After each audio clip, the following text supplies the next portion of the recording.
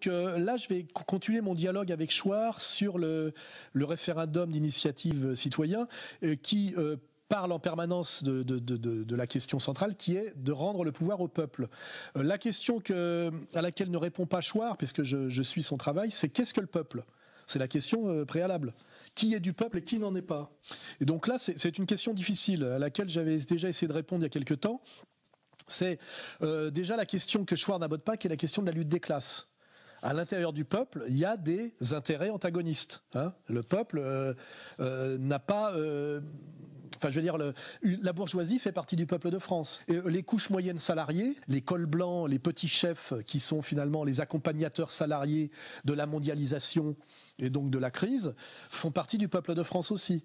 Dans un mouvement référendaire, ils n'ont pas les mêmes intérêts que les victimes de la mondialisation, qui sont aussi du peuple et qui sont, je le dis, le petit salariat qu'on appelle le nouveau prolétariat et la petite classe moyenne, qui sont les petits propriétaires de leurs moyens de production. Le référendum ne fera que prolonger et porter la lutte des classes dans un référendum.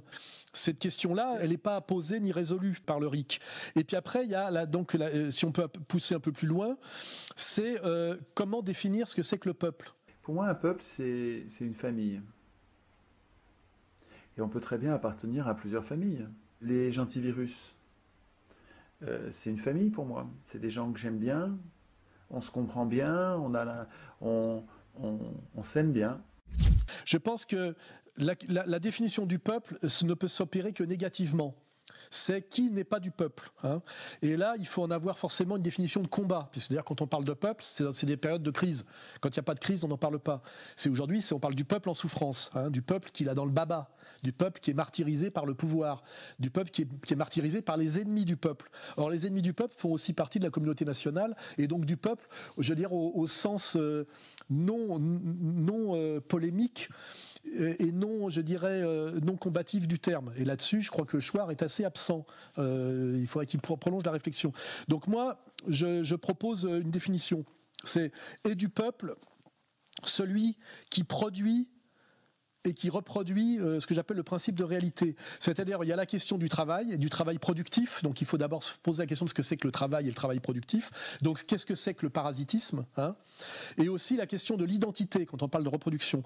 C'est-à-dire, finalement, si on additionne la question du travail et la question de l'identité, et du peuple, le travailleur français. Ce qui est d'ailleurs la définition même du gilet jaune, mais ça veut dire que le travail, c'est une question très, très, très complexe, puisque c'est travail productif, donc c'est pas travail parasitaire, c'est pas absence de travail, c'est pas exploiteur non plus. Et là, il y a la question un entrepreneur est un travailleur et pas forcément un exploiteur. Comment dirais-je, un salarié responsable des ressources humaines peut être un exploiteur, bien qu'il soit un salarié moyen. Moi, je ne suis pas violent, mais la manière dont je fais les choses est violente.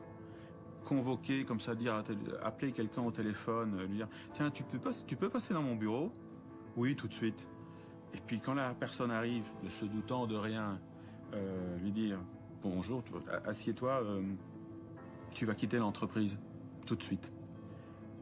Je ne suis pas violent, je ne frappe pas, je n'insulte pas. Mais l'acte en lui-même est d'une violence inouïe.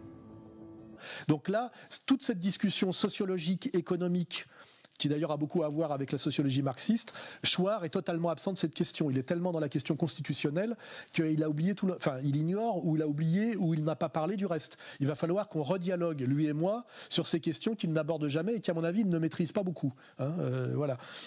Puisque, en fait, il est arrivé au sérieux par la question la question constitutionnelle en 2005 sur le référendum.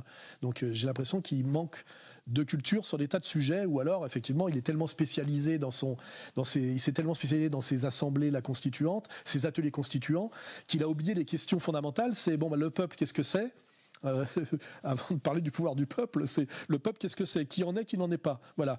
Donc le peuple, je pense moi que c'est le travailleur français. Ce qui pose la question du travail et du parasitisme, et ce qui pose aussi la question, à travers la reproduction, de l'immigration et de l'oligarchie. Vous verrez que là, on arrive à des concepts assez précis. Donc ça pose la question du pouvoir bancaire, et du pouvoir du CRIF. Vous verrez assez rapidement. Hein. C'est-à-dire de ce qui est pour ou contre le travailleur français dans sa conception la plus élargie, la moins sectaire et la moins gauchiste.